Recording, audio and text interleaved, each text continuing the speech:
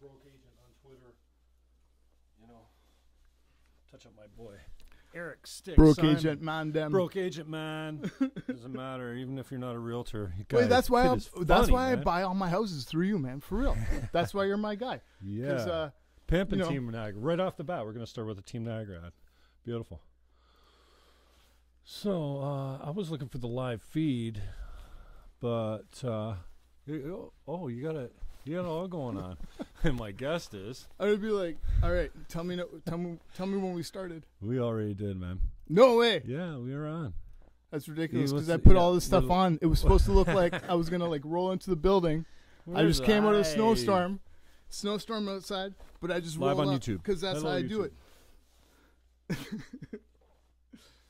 Marinko, what's going on, man? I think we had all of our discussion upstairs before we came down. Yeah, man, we had a lot of interesting discussion. I always appreciate seeing you. Last time, I think I was out because I don't know. I'm going through some things. I don't want to be out. Things are too comfortable, you know. Oh, at events and stuff, you mean? Yeah. And they're too late. But you'll go by Sarah. Mm-hmm. With the new ownership, and she was getting an award from the GNCC or something like that. And yeah, they were hosting you're talking about when I DJ'd at the. Yeah, that's the last time I saw it. Business After 5 for the Niagara Chamber of Commerce. That's what it was, Business After 5, and they were giving something to. Yeah, and they just opened, or like a few months earlier had opened and stuff. New location, new owners and stuff like that. So, and then we ended up having this such a cool, like vulnerable man-on-man type of heartfelt conversation, you know. And you know, I don't see you that often. I don't know you that well, and I you know, it's like when I go out and I engage like that, I'm always glad I went out. And cool. But it doesn't make me go out very often. So I appreciate you, man. I thought our conversation was cool and unexpected, and kind of made me grateful for going out. So, nice. What have you been up to these days, man? Like, first of all, what do you do for money? What do? I do a lot of things for money. Yeah. The main thing that I do is I try to DJ.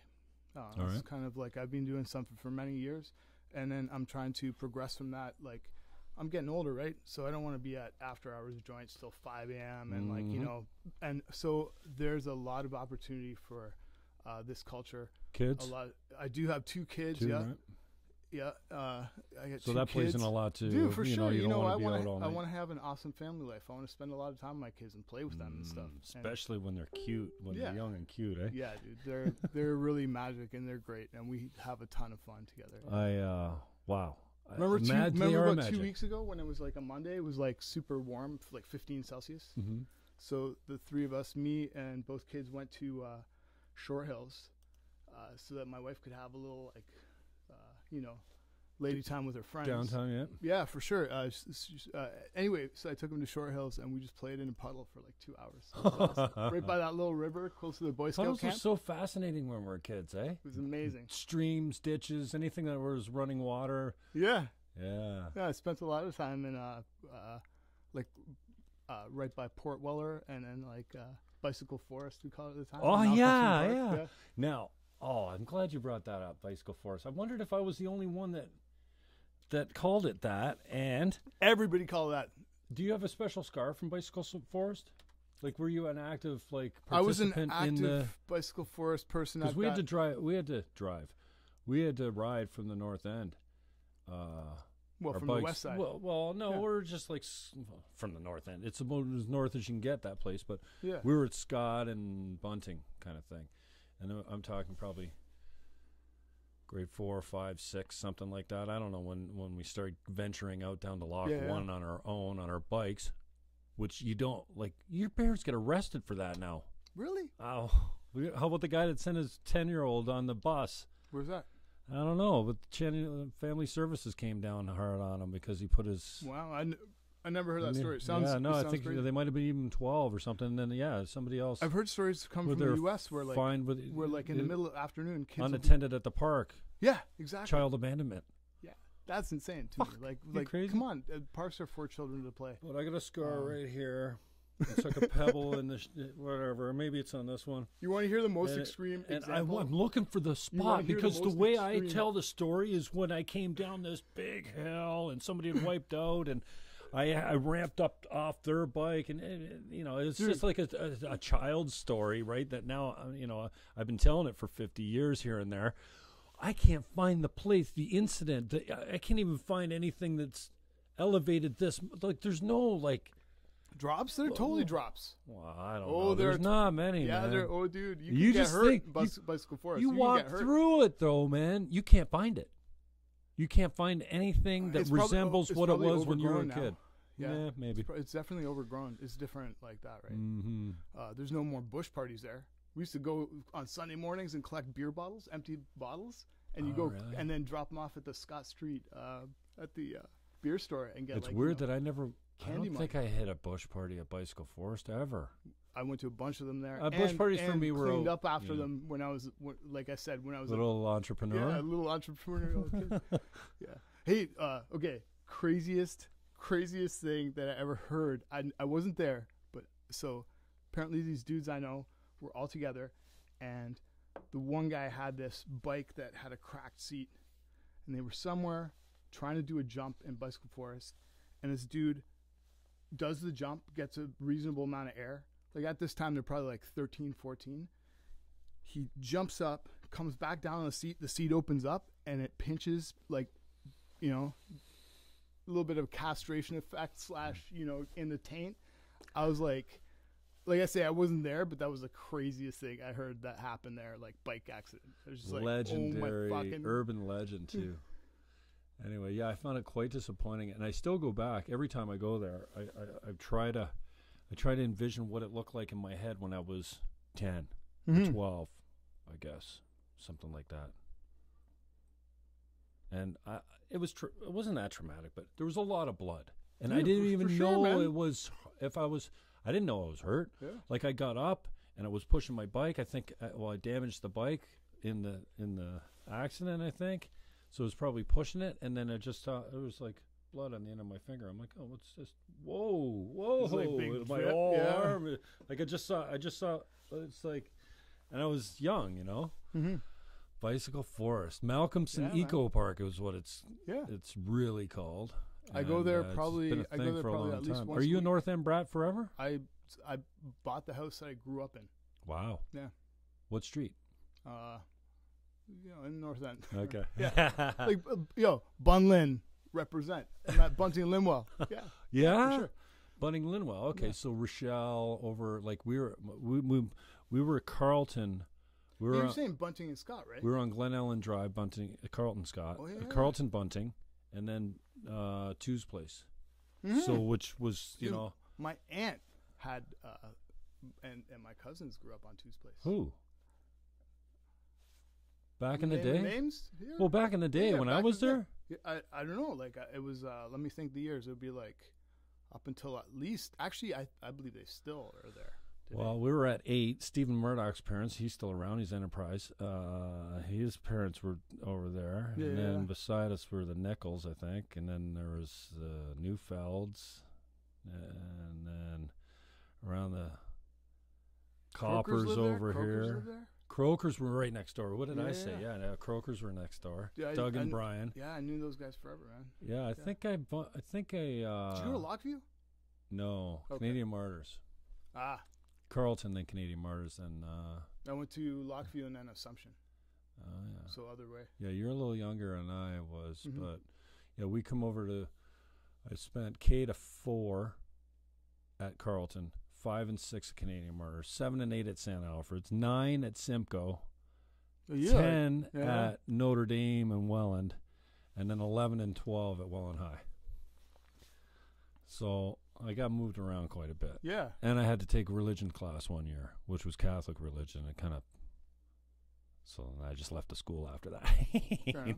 Notre Dame, you know, with the gray chords and whatever. And we had to take, I went to Holy Cross and we had to take religion class. And for half your lunch? What was that? It was half my lunch. And the semestered system, sucked. It was an actual course credit. Oh. I believe they lumped it under sort of psychology or humanities or something. I don't know exactly. I don't remember the curriculum now, right? But honestly, dude, that made me question. There was a world religions project in our last year of that in grade 12. And so the deal was like they had this textbook that just was like intro to a bunch of different world religions like Islam and Buddhism. And, we need more of that. Dude, it was incredible. And it made, basically, I felt like a lot of those people in that class questioned all of these religions, you know? Yeah, and that's put what them I on think. this More, equal level more and, like, you know, knowledge about the world religions would make us a healthier people for some strange reason. I don't know. Yeah. I think it just it helps us understand. It's like, yeah, if you grew up next to a Catholic family and you had a good experience, then it's a good experience, right? Mm-hmm. You have good and bad with everything, but. And so if you're familiar with something, if you grew up with a Muslim next door, maybe like you're probably way more tolerant because this is your neighbor, man. You guys got to get along. You know what I mean? It's got to be bros for sure, because you live beside each it's other. Like I've heard crazy examples of that where like people interfaith live together for generations, for years and years, and then have like crazy conflict, like what happened in Yugoslavia in the early 90s, right? So it's like kind of. It's crazy how those dividing lines can happen, right? Yeah, so and then our tribal natures too. It's so natural. Yeah, it's natural to hate the yellow man or the brown man or the browner man, because I mean we're brown to some level. I don't know why we're called white. We're a different shade of pink, actually. Yeah, dude, we're all different shades of brown. People, man. And different people. But I think our tribal nature, just from the caves that we came from and the jungles or wherever we came from, made us hate that person because like. The chimps war. They go to war on each other. They go in raiding parties and go and try and find all the men to exterminate them. I put a bottle right down there. Oh, damn. All right. And like they don't have no religion, but they're fighting over, territory and resources and mates. Yeah. They're fighting over women. They sure, fucking dude. steal their women and take them to the other camp if they kill all the men. Like if they do a boundary thing and they see young male or something like that, they tear a limb to destroy them. I just find that fascinating because I'm like, if you listen to it was a lot big of discovery back in the day when what's her name was in the jungle with them and noticed that they practiced Jane war. Goodall, man. Yeah, and I'm like, I didn't know all that, but it seems so natural that can't we just start every conversation, every debate with going, you know what? I'm intolerant. I come from a long line of it. Well, yeah. I was born to fucking hate the stranger. Even kids, they're shy. They're like, they hide behind their parents. For sure. You don't have to teach them to be afraid. They're, stranger danger. That's fucking built into us. And if we could just start out by saying, yeah, it's a lot of work to be tolerant, accepting, open-minded about other cultures and religions and all of it. Yeah. Then I think we'd start from a more honest place because there's no, I'm tolerant. I'm not racist. Fuck off. You are so. We all are. Yeah, everybody's deep like inside sort of us. entrenched in their own little perspective. Anyway, ranting. I don't know. I don't know. Man, you're totally right. It's important to teach our children that, that people generally are to be trusted and that, most people are good natured. Yeah, it can be learned. Yeah, you got to be careful and wary in a lot of situations, but it's also important to be just like open and welcoming and friendly. Kindness, love, man. It's all about the love. So you're doing a little DJing. Yeah. Well, we started out. That was a long. The conversation started out with like, what are you doing for money, and then obviously that turns to kids right away because you got to pay for them. No, yeah, that too. I don't know anything about that. But then, it limits your, like what kind of life do you want to have, right? You want to have a good life with your kids, or you want to be working all the time, or you got to balance it out, right? So, but then there's some things that you won't do when you have kids. You won't sacrifice the early mornings, the special times, the weekends, or whatever it is. So, what else you doing? So I work for community living here in St. Catharines. All right. Yeah. I've been there for a really long time, and they treat me awesome. And I'm at a place where I really enjoy the work that I'm doing. So what is the work? What do you actually? I'd rather not talk too much about it, but it's like I work at a group home. Okay. Yeah. All right. Yeah, man. So engaged in helping people out. Yeah, and then I do stuff. I do stuff with a knack. For instance, right now I'm along with Jonathan Culp. The two of us are leading a project called Excavate. So there's a group of kind of younger art students and people who want to get involved in media, who mostly found through the Brock University community and sort of people who were recommended by professors as people who are really serious about what they're doing. And so we are mounting a show at the NAC, which is going to be on, it's going to be on March 16th. It's like an audio visual. Cool. Using obsolete medium. So you're one of those artsy fartsy types. Dude, man, I'm trying, I try to do what it is. For me, I want to have a life that I can look back at and know that I had really awesome, fun, great experiences. And it's like, you know what? Everything is, you get out what you put in, right? You put in a bit, it pays back all the time, right? So it's kind of like, I just like being active and doing fun stuff. I like spending time with my kids and my wife. And, yeah, man. What are the kids up to? What are they into? Okay, right now we're digging. Literally this week, we've been digging these kids yoga classes. So they're on YouTube, and they tell these like popular culture stories through yoga moves. So it's like there's like, oh man, it's yoga for kids. It's on YouTube. It's and the woman's Australian. Okay. Today we watched the Frozen one. Well, we watched it. We didn't watch it. We did the actual exercises. We sit down, bro. Nobody wants to see your ass. Sorry. We'll take this jacket off. It was cold.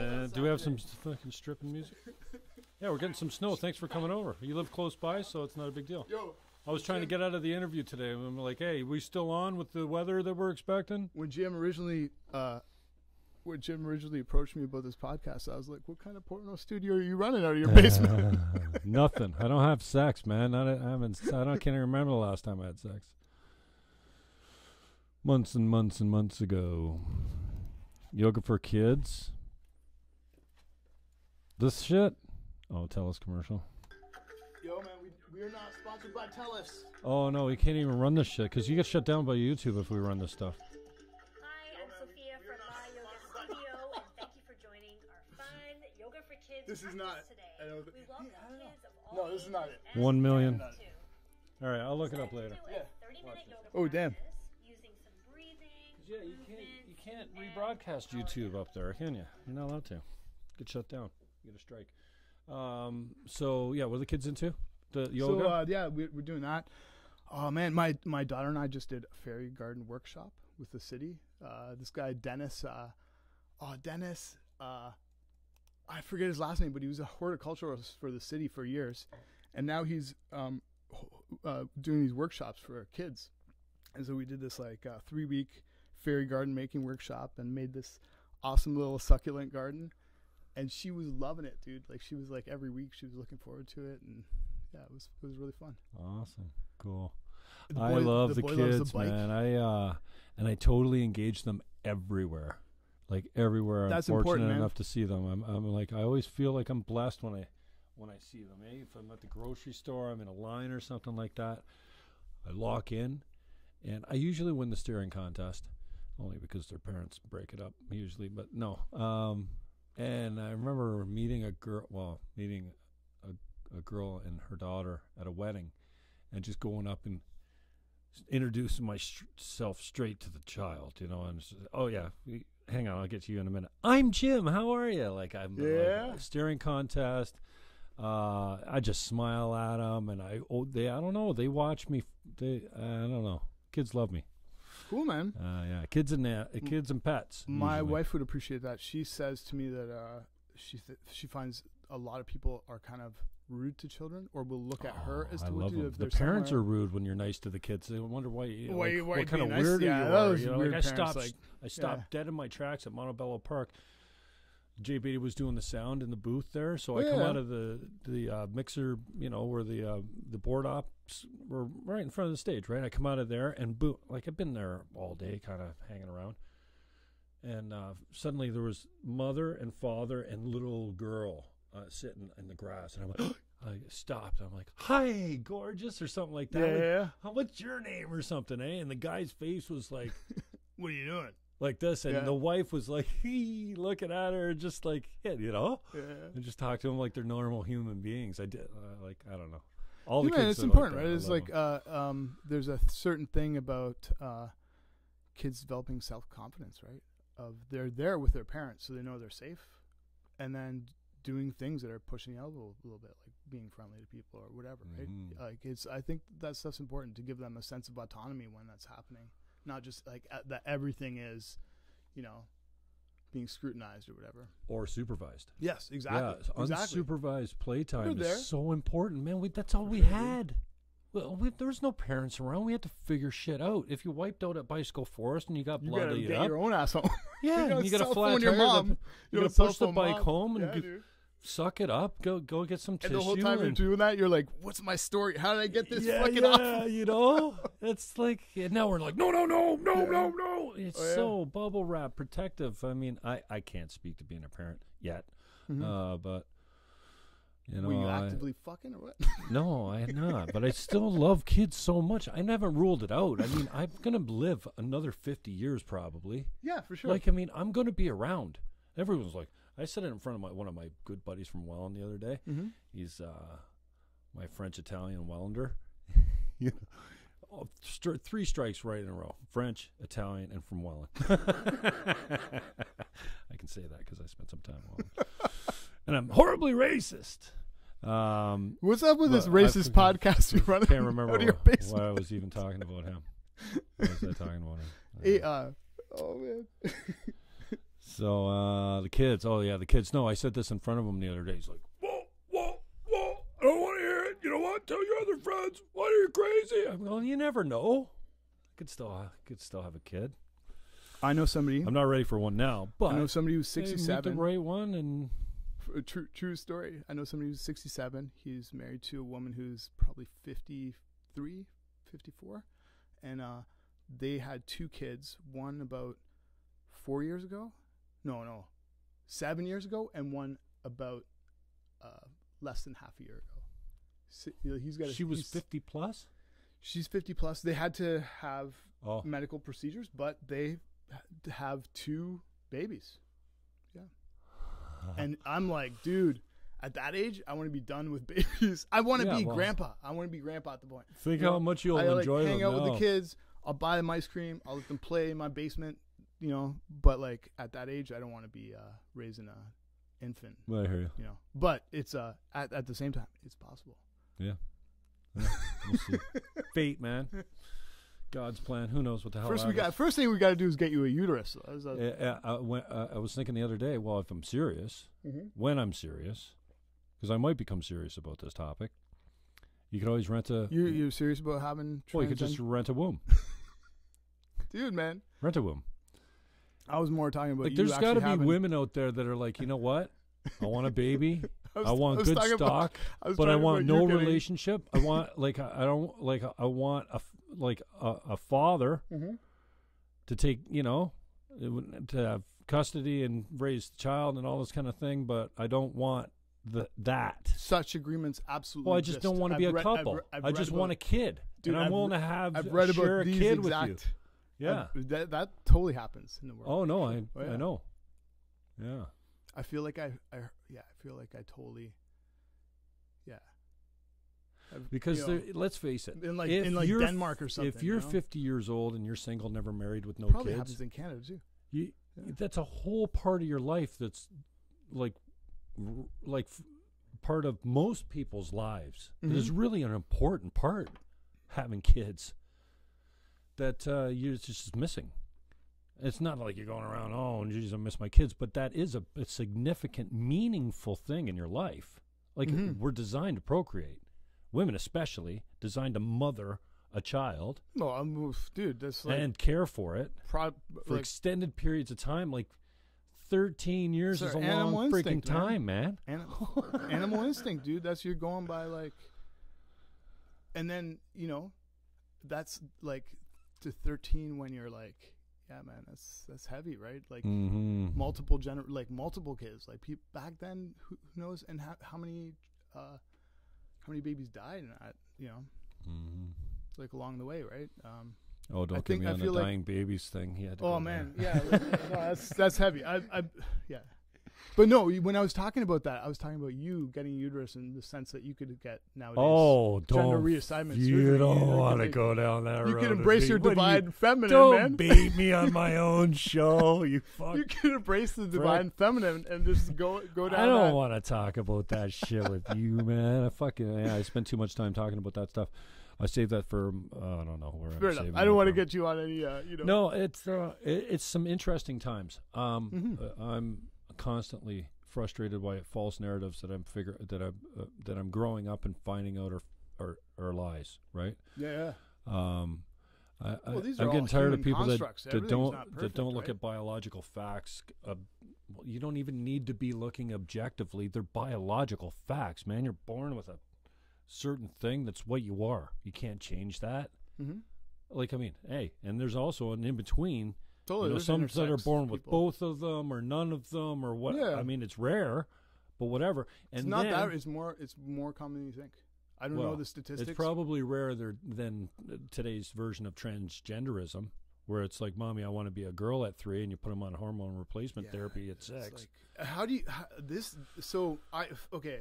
So anyway, this is a heavy thing, right? Because at 3, and this is what we got to fucking worry about today. This is what we're worried about, and this is the greatest time we've ever been alive. Sure. Like, it was really, disease is down, crime is down. We're getting better, and these fucking people are just fucking whining that they don't have enough rights all the time. Well, and this is why I choose to take my kids into nature, and we explore the world, and we have fun with each other, and we try not. I try very hard to keep my kids off any social media.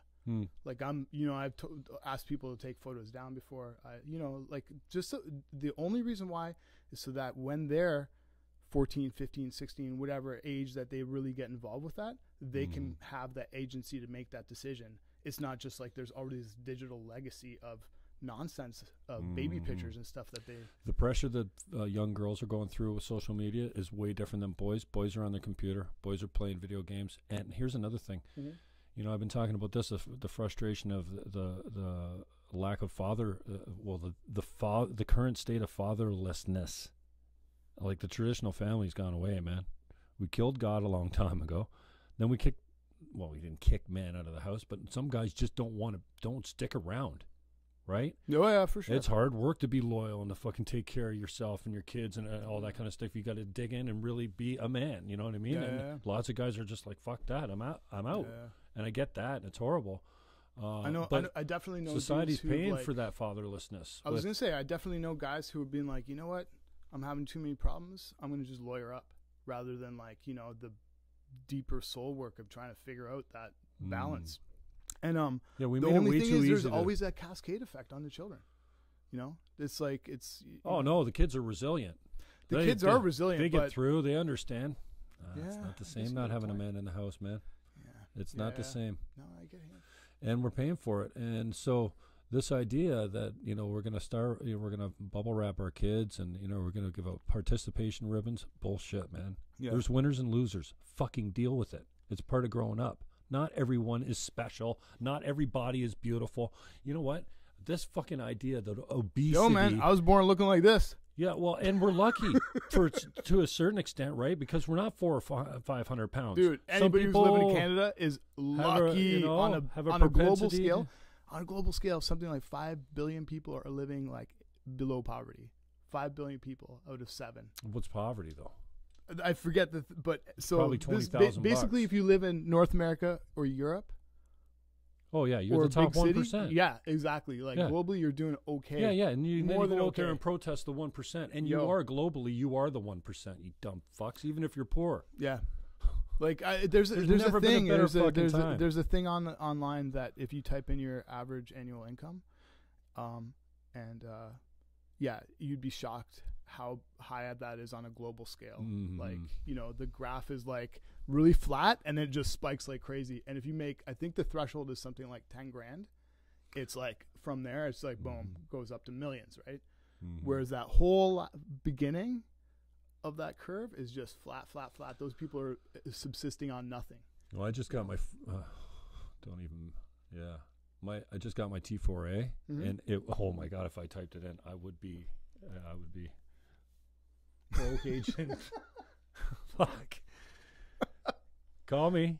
Dude, man, that's why I be trying to tell you about buying 1110. these. So what I'm looking This is for. not me, by the way, but Broke Agent fucking rocks. Thanks, Broke Agent, for the gear. I love you. You're the best. So what I'm looking for is a mini mansion by the lake. I want it to back into a creek. I want it to be like walking distance from the shores of Lake Ontario. Yeah. And yeah, man. Got to be close to bicycle forest. Yeah, man. Good times, good memories down there. It's and I was surprised that when I went back through there looking for the scene of the crime where I, had this episode, and it was such a great story. It's kind of like we're racing. I'm following this girl, and she wipes out in front of me. I got nowhere to go, so her bike's like angled like this, so I ramp her wheel with my bike and through the air and land, and boom, the bikes are all blown up, and we gotta walk them back, and then that how many times I told that story. And so yeah, fun memories of walking to the corner store in the North End, man. Nice. And now it's just we don't let our kids free range much anymore.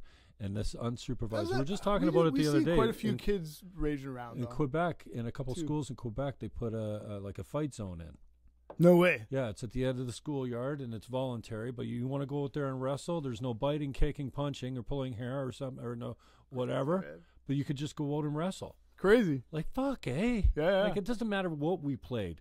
When we played foot hockey, it was full contact. Soccer, full contact. Oh yeah. Dude, people, tag. Well, it wasn't like fuck. It was tackle tag. We fucking. It doesn't matter what age, man. And it's missing. It's missing for boys and girls. Girls not so much though. They're all usually playing the hopscotch or the skipping or whatever. And I remember for a while when I got into the hopscotch, how it was like isn't this a girls' game? I was great at it though. The problem is my feet were this fucking big. Foursquare. Trying to get in those. The number 8, my foot was as big as the 8 was. I had to place it really, or be on my toe or something. Yeah, wow. So we went to, grew up in the same area, went to the same kind of school district. Yeah, we used to, when I was growing up in Lockview. Canadian Martyrs, there was a skateboard park in the summer times. Just for I think 2 summers. I don't remember that. Yeah, it was just it was great. When I was there, it only went to 5 and 6.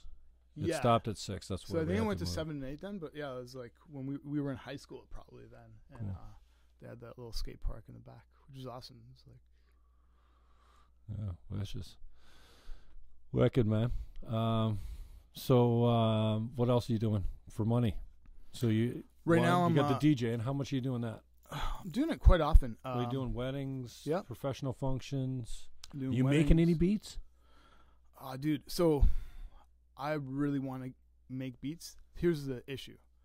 I there's only so many hours in a day, and basically making beats and then, trying to sell them nowadays is very difficult. And you got to really put in. So it's not just like you make the beat, but then you got to put it up, you got to promote it. There's this whole, and you're largely making zero money, especially at the front end like that when you're starting out. And honestly, I just can't, especially with small kids, I can't dedicate the time right now. Where's your business coming from? Referral mostly? Referral. I do a lot of fine dining stuff. I'm doing one of the things I'm super excited about, I'm doing the sound system. So I custom built the sound system out of these bamboo wooden enclosures and these, bespoke transducers. And I put them together and installed the thing in the space, and I'm going to do playlists for him too, which is for Chef Adam Heinem Smith. He used to run El Gastronomo, and now he's opened a place called Dispatch on St. Paul Street. And his partner Tamara Jensen, the two of them reached out to me, and we did a couple pop-up events, worked together in the past like that. Did a thing at Kwang Chao at NAC, where these chefs set up a one-night feast at Kwang Chao, like an awesome little dive in downtown St. Catharines, and we DJ'd. It was Dave, the guy who plays dub on CFBU. I forget his DJ name. Anyway, It was that guy, and then it was great. But it was like, anyway, so we touched base in a few events like this, and there was a certain vibe, and then they approached me about it a while ago. This is like, permits and, contractors and designers and everything later, like months and months of work. But it should be open anytime. Oh. Yeah, like in the next week or two. Oh, nice. Well, So- make sure you touch me up. Dude, for sure, how much man. I love my food. Nice. I've been trying to connect with that, and like we live in a place that's so rich with that kind of culture. There's amazing wines here. There's like so many awesome breweries now. There's distilleries, like, and then you combine that with like world-class chefs in all over Niagara, and then even in Toronto, which is not very far away, and Hamilton. And we have like so many culinary treasures and so many like cultural traditions that are just like that we can choose from in Canada. And it's awesome, man. It's like, so I've been trying to embrace that. Is like, I think so many DJs get stuck in like, okay, clubs and weddings and corporate stuff. I'm trying to like go beyond that. Another thing I've been trying to do is build a educational thing. So where I come into a school, I show people the concept of DJing, just in the sense that it's a way to tell a story using other forms of media. Like, obviously traditionally DJs are about playing one song and then another song and introducing the songs in between. But like nowadays you can use basically video clips from anywhere, images, any kind of audio. So there's so many ways to tell a story in real time. And I think a lot of applications in kind of new media and cinematography even. I think nobody's even touched the possibilities of scratching video clips to tell a story, like a montage. So you're using a projector on most of your... I am. I do use a projector quite a bit, yeah. Not always, though. No, not always. Yeah, it does throw an interesting thing into it. I'm... But yeah, I think that's where I've been... I like such a difference. And that's where I think I've been having a little bit of a block is with the video aspect of it, because I've been an audio guy, a podcast guy, I'm an AM radio guy. I'm not used to like having to watch myself to hear it, you know what I mean? And I think the podcast is way higher listened to than any of my YouTube stuff. Mostly, yeah. The podcast really outperforms the YouTube stuff. Even if the YouTube stuff does well, my podcast does better. And then you get the cheap views on Facebook, which I'm starting to not go there anymore. I'm not live streaming from Facebook anymore. I just put you up there. I just put Marinko here. Put my page up on YouTube, so you got to go find it. Cool. But it's just because I just found this. If I get 1,000 views in a week, there's not 1,000 full views. No, people are clicking on it, checking it out. I want to know how long they stay and hang out for. And even though the metrics or the analytics aren't great on YouTube, I mean, they're okay. Have you heard about these things called click farms? No, what's that? So basically, I think it was on Spark on CBC, the radio show. They talked about basically services that you can pay to have artificial views on your... Who wants that? Well, so stepping back to talking about making beats is like one of the things I've thought was like, so what if I make this beat and then I pay these guys like $30 for, I don't know how many views you get for $30, but I bet a lot. Yeah, but nobody's really looking at it. But then, was that? But nobody's really looking at it. Well, this is fine. That then, so it makes it look. It just gives you a boost when people look at it. Like, holy shit, 30,000 views! Got 30,000 views. 30,000 views. I gotta that's check a lot it of out. money. That's like, this guy's making dollars on YouTube or whatever. Exactly. They check it out, whatever. But I don't know if it's like, I don't know. No. I don't know if it's worth it. And No, it's not. I think I've heard that recently they're doing crackdowns where they can tell fuck it's a that. bot or whatever. It's illegal. Yeah. But it's illegal. Is it really illegal? Oh yeah. Oh. No, it's not illegal. It's against their terms and conditions. Fuck All the social media. terms and conditions. Yeah. I didn't read that. Did you? You clicked that you agreed. Didn't matter if you read I didn't read it. Yeah. My lawyer, I got a really good lawyer, and he agrees that I didn't read it. Yeah, most of the I think they call them APIs. Like there's little extensions. Like I love the Twitter extension that I put on my Google Chrome. Yeah. Reduced, like unfollowed everyone that I was following. It took me to 0. I got to start over again. Cool. And now I'm back up to, I don't know, 4,000 or something like that of people that I follow. But my feed was too sketchy. It was diluted with garbage because I was following everyone. Yes, when you don't and have so when I started out again and I had 100, but I lost 800 followers when I unfollowed everyone. Huh. Like over 4 or 5 months, I lost 800 followers. Like they just went down. Because I unfollowed them. I think, honestly, a few of you were pretty happy when I unfollowed you because then you could unfollow me and you didn't have to feel like you were, dude. Hey, that I was going to say, what happened? You unfollowed me? No, you unfollowed me first, dummy.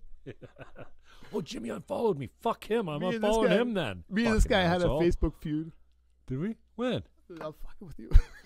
When? Oh, I'm just messing with you. I'm totally messing with you. Oh, it's funny. Hey, you know what? Dude, that happens insane. though. It's insane. You know what? That this seriously. is the world we live in now. Like that. There's this, and there's once upon a time, right? You could have that weird interaction with somebody that could be taken both ways and construed as weird. Whereas now they could take a screenshot of it and be like, "See, this is exactly how you behaved." Talking about crazy consequences. I like the video, man. I think with my guests that people want to see the guests, and but if I'm doing any monologues or any commentary or stuff like that, I'm just going to put a picture of me up and then just put the audio in the background, even for YouTube. I'm getting rid of the video, man. And I think because last night I came down here, I'm like, if I don't care what I look like, what the set looks like, or what time it is or whatever, I'm recording the video of it, and I told you my process with the limited resource that I've given to this little project here. It's worked out not too bad, and the mics are on loan. I'm gonna replace the mics. T. Barron, thank you very much. I've done that multiple times, so thanking him for these are good mics, man. So he's getting them back Friday. AKG. Yeah, 414. Gangsta. 414. These are good mics. They're way better than anything that I need. Like, these are really high-end mics. You know what I mean? Man, we repping AKG 414s. But so yeah, just the way I do it is, I kind of sometimes I put some titles on it. That goes into iMovie, do that, then re-export it back to the camera, then upload it to YouTube, and then strip the audio from the YouTube. So I just do a cheap one of those YouTube to MP3. You put the link in, and it strips the audio off, and you download it. Oh, cool. It's cheesy. After you finish and then recording, say like an hour, whatever, how much longer do you spend after that? It takes a long time because it takes a long time, man. Just uploading it takes hours. Yeah, to get the video off your computer onto their server. Off my phone up to YouTube. It'll take, like, if I'm doing a 2-hour show, it'll take 4, 5, 6 hours sometimes, depending on the internet speed or where I'm in the house or whatever, or like, or whatever cell I happen to pick up or something like that. Oh yeah, I didn't put this one on. Go see the broke agent. I want to make sure this is still recording because I did not put it on. Yeah. You okay? I didn't put it on. I thought you told me this guy's a good real estate man. Put it on airplane right now because if I get a phone call, you got it. Nobody ever calls me, but just in case they do. Now I'm on airplane mode, so it won't kick the video off. I see. I didn't give some love to the broke agent yet, did I? We did talk about broke agent. Give me some. Yo, man. Love some broke agent. Oh, broke agent's got a book coming out 1 week today. I'm gonna have him on the show. Little forward promotion. Broke agent. He's coming on the show. Give me a crash course in real estate as broke agent would tell it. Oh, come on! You could do. Give me a little summary. I can't do it justice, man. I bet you could distill. No. If I was to say to you, "Hey, man, what's broke agent?" I'm gonna check out his site, but you got to tell me more. Okay. Before I like see. your shirt. You're baiting me. I got it. What is that? He's a good guest. He's a very good guest. Full-time comedian, part-time realtor, and branding genius. Like the key. Very good in the social media department. Very good in the marketing, the branding, what they call branding now.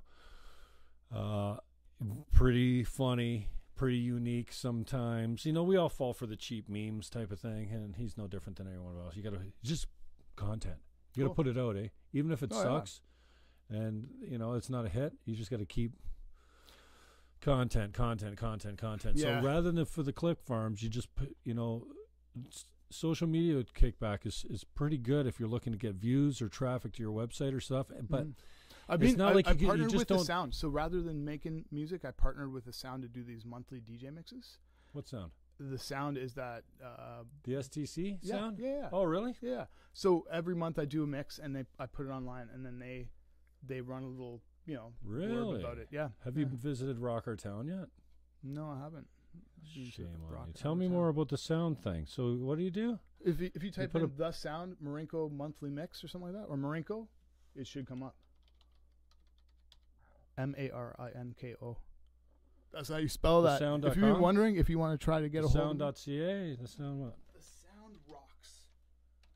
Wait, I was about to twerk for you all again.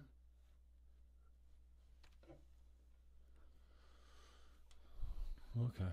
Anyway, yeah, it's like so, but dude, it's dismal. Like I think they're like 50 views ish, maybe less. Oh yeah, well it's tough to get people trained for it. For sure, yeah. But that's similar. You got to put it out. If you don't put it out, you're not going to get on the map for sure. Similar to what I did with Rocker Town. Mm-hmm. Is that your website? Yeah, it just plays Niagara music 24/7, no commercials. Cool. Yeah, dude, I gotta get something. I didn't know that you have that. Yeah, I just bought it less than a year ago, but I'm serious. You won't hear two bad tunes in a row. Nice. Emily Andrews, awesome. I know Emily. Is this her? I might have a naming issue with the database because this is not Emily. Oh yeah, this is not Emily. Chino Flute too. Unless for some reason Emily Andrews got her name put in a lot of the songs here. Who's this? Chino Flute too. Yeah, all Niagara. Nice. I don't know half of the music, so it's still fresh for me. When I put it on, I'm like, hey, who's this? Yeah. Oh, dude, it's endless, right? There's a lot of talent in our community. Mm. So it's cool, man. So yeah, I'll check this out. The sound, STC. And we were talking about My Son the Hurricane when we were upstairs. Yeah. Yeah, man. Yeah, Dano and Jacob on over the last couple months. Jacob brought his kid Frank. Mm-hmm. Frank was full of energy, running back and forth, beating on the drums. I had the drum kit set up at the time. It's just pulled off to the side now, but yeah, Frank was beating on that, and we just kind of let him go. I'm like, oh, he's got the sticks now because first he had the brushes, and that was fine. But yeah, good conversation. Dano was great. Dano's super cool. Yeah, it's Dano's really a good leader in the community, a good mentor for a lot of kids, good teacher. And a good example of a guy that cleaned his life up, got sober, and me and him had kids around the same time. Took the rock and roll business pretty seriously. Seriously, for sure, man. Those guys are rocking it. The band's blowing up, man. Yeah. And I like to say I was one of the guys. I always you've been with those with my from mouth, the start. My way of putting things. I'm like, I've been on your jock since the beginning. I've been promoting them like crazy, man, and it's nothing more than just just give them a little pub. But when I was on the radio and stuff like that, it was, it's good to promote your own, and you nailed it, man. We've got such a really cool pocket of talent here in Niagara, and to me, the concentration and my passion is in the music, especially the kids. The young music, the Aidan Millers of the world, the G. Sharp Yahias, the Jesse Reeds, just fucking guy's a legend, man. Just going through some stuff with the spinal surgery and stuff like that. Like, I know, man. It's heavy, man. It's just a really deep pool of just. You know what it is about Niagara? Just talented people, man. One thing I found about Niagara. So I lived in Toronto for quite a while, and back and forth between Toronto and Niagara, and everybody in Niagara is super supportive of one another, and there's a huge resonance, and then everybody's shaking hands with all these friends in Toronto too, which is amazing. It's like, so we have that big, like that, because Niagara's regional, but it's an international destination. But then Toronto is like kind of like, it's a world capital. People talk about Toronto, and so you have that big stepping stone of going international. And it's like 3 international airports within how close to here? Buffalo, Toronto, and Hamilton. And yeah, man, this is a magical spot to be. Yeah, for sure. Other than it is could be warmer, man. But whatever, 4 seasons are good, and it's good having the. That's why you gotta buy cold. That's why you gotta buy DP brand gloves, double penetration gloves for a nice warm winter. Shut up. DP. What? Boy. Yo, this is what I'm talking about. Double penetration, though, right? So you got your outer layer, right? And then you got, still fresh from Wayne Gretzky. We went ice skating there with the kids, man. That was really fun. Actually, I recommend to you. Is the rink still up? The rink is up until the 31st of March. Wow. And you can, secret tip, you can get free passes at the wine shop or whatever, wine rack. You know that there's one in Grantham Plaza, right beside Sobeys, kind of, or beside. Anyway, it's the Peller Run wine shop, and you can get free passes, and it's amazing. It's like it? It's really great. Is it bigger than a rink? It's smaller than a rink. Okay. There's places to sit. You can have an adult beverage while your kids mess around on skates, and you mess around on skates too.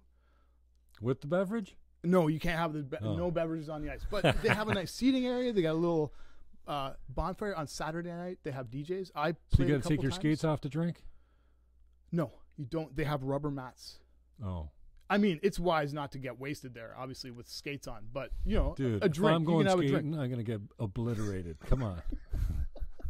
I went on. If I got to spend that much time with my wife and the I kids shared one drink. And actually. the wife, forget that. I need to be blackout drunk. Dude. We'll see. Wifey and I we shared one drink. We shared a winter. No joke. Winter cocktail. It was mulled wine cocktail. Anyway, it was very nice. Disgusting. It was beautiful, man. Okay. Warm. Warm alcohol? Yeah, dude. Yeah. Kind of like glug. Cider, like something. Yeah, Scandinavian glug. Yeah. Not my thing. Alcohol should not be warm. Should be cold. Well, that's cool. Yeah, I've seen a lot of people going out to it and whatnot, and they rent blades there too, right? I think so. Yeah. Yeah. No, it's cool. It's really. Where we've also been taking the kids to. Oh man, we've got a secret rink that I'm not telling anybody about because I've seen all sorts of warnings about ice thickness, and I don't want anybody falling in and trying to blame it on me for telling them to go there. But there's an amazing secret rink, and then we've been going to Fort George too. Fort George. So what's just for the kids? No, they have a ice skating rink there as well. The kids love it though. Yeah. Free skating rink. All four of you going? All four of us going. Most of the time. Sometimes are they free? Sometimes after Can you leave them by themselves? Are they good to skate? They know how to skate? No, no, not really. You gotta be beside. How old them. are they again? My daughter's 6 and my son is 3. Oh yeah, they're small, man. But I think I started skating at 5, but not well. My daughter's got the. So she'll be free soon. The frame, but she's just made a leap. Literally in the last week, she's frameless now. It's amazing, man. We got practice. New skates. We got a better skates. When I had a rink in my backyard, dude, my hockey went another level because I was always out there. Yeah. I just skate until dark and then past dark. I had to fucking put the lights on afterwards. My skills, it was almost like I remember Tommy McIntyre? This is McIntyre I played hockey with. Tommy McIntyre was Mudsy. But anyway, no, this guy, he took ballet. You couldn't knock this kid off his feet, man. Balance, man. He was balance and strength. He was a great skater. But you couldn't knock him down. That's an old wives' tale, probably. Oh yeah, he took ballet, figure skating, whatever. That made it, or was it figure skating? I don't know, but that's why you couldn't knock him off his feet. Yeah, no, it wasn't. He was just a good hockey player. You fucking weirdos. Anyways, it's So when are we gonna get to the topic that I came here to discuss with you? What? Hit it, man. The Illuminati taking control of the house and techno industries globally. Really? I don't know nothing about it, man. I'm telling you, man, those guys are running things. They approached me with a contract. I can't say if I signed it. You turn this into like a Canadian television series or something? No. Maybe that would be a good idea. Have you seen? There's a thing people. Oh man, from the UK. There's these dudes that make fun of sort of post DJ and rave culture, and this it's like a grime MC, and his crew, pirate radio crew, Corrupt FM, KRUPT FM, and they're like, they're like white boys like me, running things pon England. And pirate radio they have like a half hour. Okay, what's this one called? Corrupt FM. Is that? Can I find it here? Yeah, it's K-U. Just put KURUPT FM, and I bet it'll come. Yeah, there it is. It's not hard to find. Oh yeah, dude. Fuck. So you like these guys, eh? Okay, so who else are you listening to? Who you digging? Who you crushing on? Who's been in your deck for like 3 months? You just playing it over and over and over, or do you get like that? Do you get like that with music? Yeah, I got. I was surprised when I went like that with 21 Pilots. I went deep into their album, their first album, or not, whatever. I think it was their first album for me. Oh, this is like perfect. It's good top to bottom, man. Yeah, it's good. Progressive pop, is that what you call it? Yeah. What are you listening to? What's your genre? Aggressive pop. Aggressive pop. What's your genre? Well, I listen to everything. What my genre is, I've been really getting. You got multiple genres that you go back to all the time. Well, I got a infinite genre business. I will play music according to what my clients' needs are. Right. So and it makes me a better DJ if somebody tells me they're really into, early 2000s and late 90s hip hop, and they want me to rock their wedding with that. Clean versions so their mama can. Okay, what's an example of those bands? Oh, like Biggie Smalls and Next and Tupac. Yeah, it's like who else? Like Dipset from New York, Jay-Z, Nas. Nas a little bit earlier, but Nas is seminal. Like even like Wu-Tang and stuff like that, and Rocket, Ja Rule. Totally, and juggle beats and stuff like that, and so in terms of that, like I consider myself an expert on music because I've been playing music for 25 years at least. And I've been doing research all that time, just collecting names and building a collection of music. I used to be a music journalist, so I was like writing about different bands and stuff and getting a ton of promo material from all over the world. And but what I really like is right now I'm in this sort of corrupt VHS aesthetic. So it's sort of informed by vaporwave, a lot of like early 80s boogie and late 70s disco kind of loops and inspiration, and then but really dreamy and airy and kind of like lighter than air, total fantasy music, So that's what I've been digging a lot. And actually, what my trip to Croatia started that whole so I was playing on what would constitute as one of the Balearic Islands in Croatia. It's not a Balearic Island, that's in Spain, but it's like, off the coast is this beautiful little island really close to Dubrovnik. Third of it is a national park. And there was a tiny bar called Hippocampus where I played some music, and just preparing for that gig and thinking like people are going to want to chill on the beach with children, have a couple drinks, walk back to their place where they're sleeping.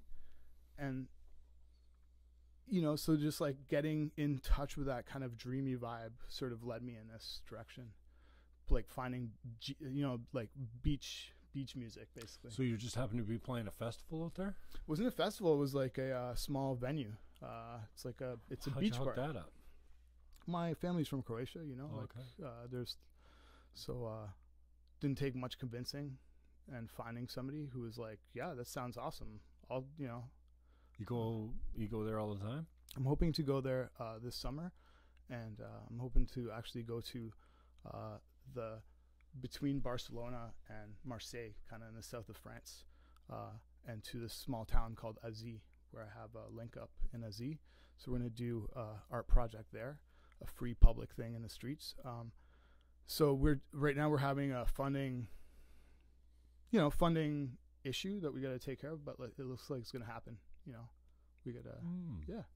So there's like, trying to do crazy cool stuff,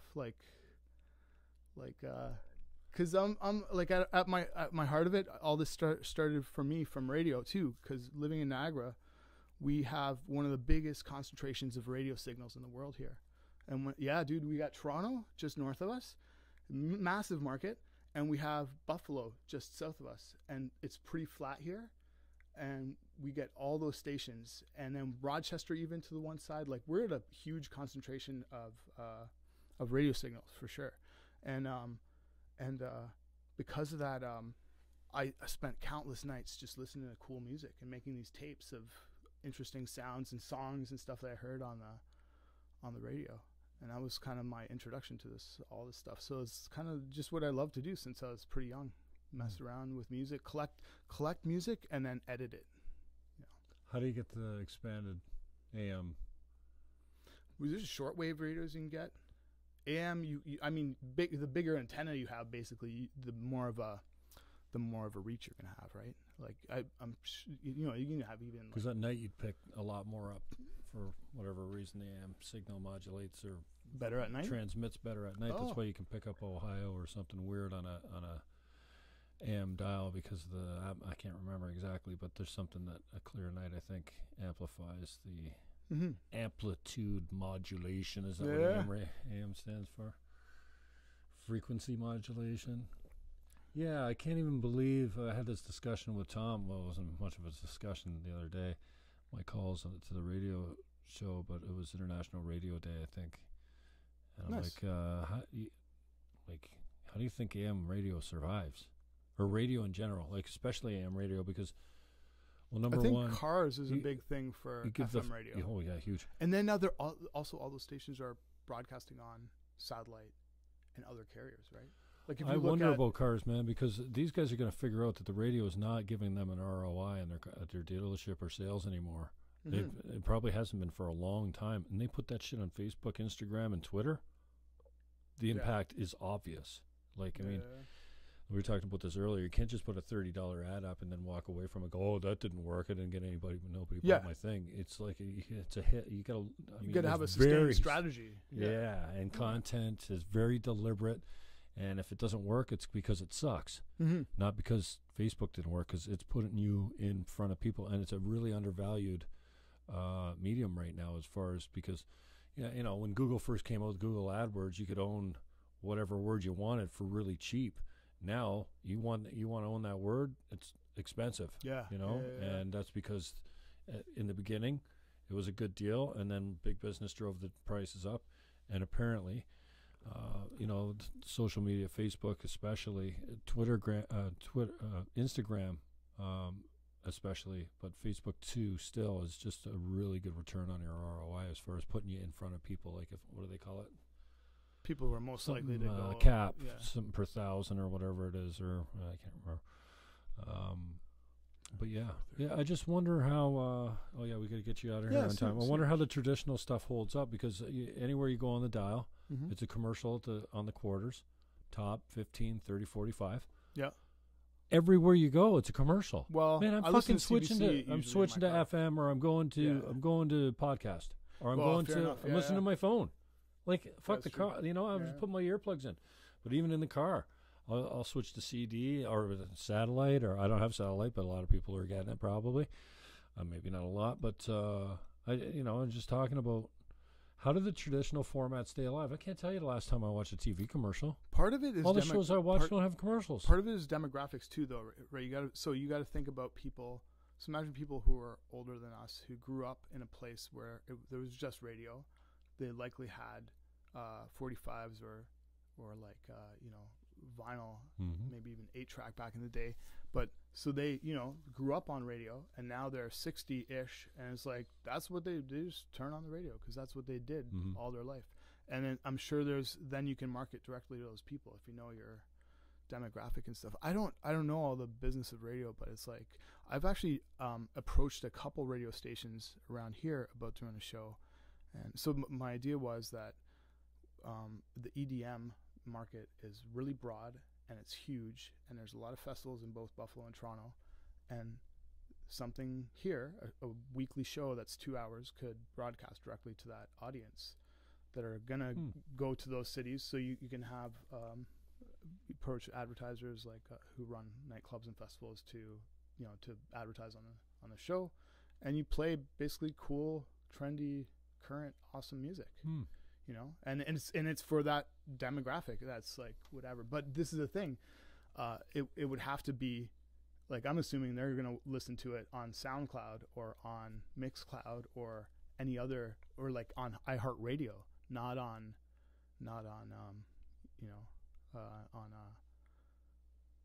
on the radio. not on. So I don't know how to justify that or whatever. Like, cause I mean, I assume some of those kids though are also gonna have radios in their car and occasionally turn them on. But I don't know. I'm sure somebody's done research about that specifically. All right, what gigs you got coming up?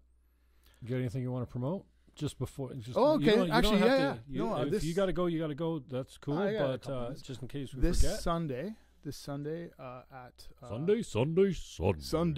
Yes, a monster truck challenge featuring Suzuki Niagara on the violins.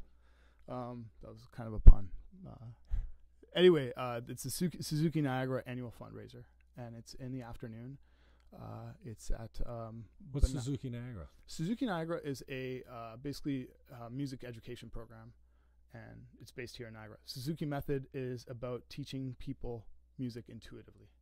So rather than like being super rigid about technique or stuff like that, it's like you're meant to learn music by ear first, and then as you progress, you learn the notes more, like the actual notation stuff. And so we've had our kids in there since they could walk pretty much, right? Going to different lessons and stuff like that. Cool. And sounds interesting. And so Danielle Marconi, who also collaborates with Big me fan. On Echo. Yeah, Danielle's super cool. And she approached me to DJ this year. So from 3:30 p.m. until 4 when the concert starts, I'm going to be DJing. It'll be totally reasonable volume. You don't have to cut, it'll be like quiet. You don't have to put the earphones on. Yeah, the it's not going to be, it's a classical music concert. So I'm going to play some beautiful stuff that, ages, gets people, obviously. all ages, completely all ages. I think it's $5 entry. They have an awesome, they have a secret, not Secret Santa. What am I talking about? An auction, secret auction, silent auction. They have one of those. It's like a community event. It's gonna be awesome though. So that's my next immediate gig, and then the NAC where's it at? It's at the synagogue on Church Street, Baha'i Jewish Center. Okay, I think that's what it's called. But it's you know what I'm talking about, right? No. Oh man, it's on Church Street, really close to Spicy Thai, super close to Spicy, but just a tiny bit west of Spicy Thai. Okay. So if you're at Spicy Thai, look away from the old Delta Bingo. And it's like not even 100 meters up the street. Okay. Yeah. Right across from the Salvation Army building. Okay, I got you. Right there. Right. And they have that other Christian center kind of across the old Goodwill. Yeah. I forget the name of that place too. But yeah, that's the spot. Okay. Yeah. Cool. Yeah, that sounds interesting. Yeah, it'll be beautiful. What Danielle, are the times? What's that? What are the times now? Starts at this Sunday, from 3:30. Like doors are at 3:15 ish. Okay. 3:30 is the door, and then it finishes. I think it's done by 5. Oh. Yeah. So I'm gonna play for a little bit. Then the students do show off their what they've learned. They've prepared some compositions, and then they have a story that's read, and they've all prepared this. Oh no! Like composed a composition to the story. It's a children's story, right? And they have it on the projector, and it's beautiful. It's a really cool event, actually. It's really fun. I think I've been like handful times, and then like Long McQuaid has totally given me stuff for the silent auction and stuff. In the past, and Stratus Vineyards gave me some wine for the silent auction. So it's like good silent auction stuff. It's not like, it's not bad Stag and Doe silent auction. It's like, Suzuki Niagara. You got some good gear. Yeah, totally. It's got some nice stuff. All right, brother. I appreciate the time, man. Everyone knows how to get a hold of you on social media and stuff like that. We'll put the links down below when we touch up the video and upload it to. Cheers, everybody. With the Thank you for having me, better sound. Yeah, it's my pleasure, man. It's always great to run into you. So yeah, it's. And thanks for asking. You were like, "Hey, I want to come on your show, man." Yeah, like, dude, for sure. Thank you, man. So, yeah, I appreciate your time. So. Yeah, that's it. We'll talk to you later. My engineer is going to press the button over there for us. All right.